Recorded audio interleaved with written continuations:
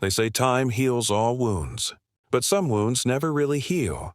Some stay hidden, buried under layers of silence, until one day, by chance or by fate, they surface again.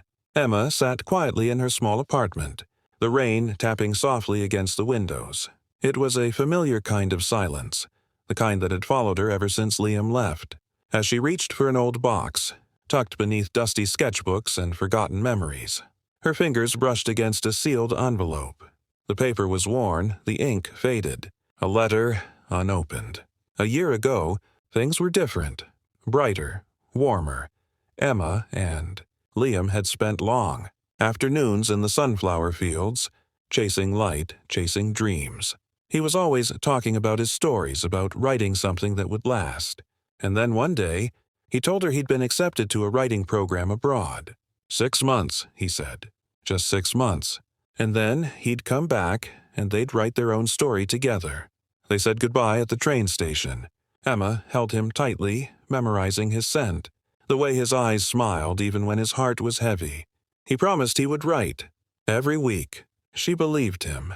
But the letters never came. Days turned into weeks, weeks into months. Emma checked the mailbox every morning. Nothing. She wrote to him, poured her heart into every page, but there was no answer. Slowly, she stopped hoping. She stopped painting sunflowers. Her canvas darkened. Her heart did too. Anna was always there, her best friend, supportive, caring. But there was something in her eyes Emma never quite understood, a kind of guilt, a weight she never spoke about. One morning, Emma saw Liam's name in a magazine. He had won an award, a big one. There was a photo of him, smiling like he used to.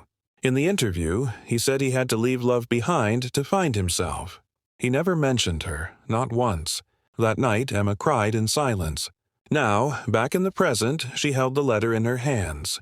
It was dated 10 months ago. Her name was written in Liam's familiar handwriting. With trembling fingers, she opened it. He had written about how much he missed her, about the empty days, the nights spent writing and rewriting words he wished he could say to her face. But most of all, he wrote about Anna, about how she had come to see him, how she told him that Emma had moved on, that Emma had found someone else. The words felt like a dagger. Memories rushed back, Anna's strange looks, the forced smiles, the way she'd always change the subject when Liam's name came up. Emma confronted her. She didn't deny it. Her voice broke when she admitted the truth. "I loved you," Anna said. "I loved you in silence. And I couldn't watch you waste yourself on someone who left." Emma didn't speak.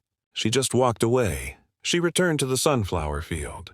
But the flowers were gone now, replaced by dried stems and cold earth.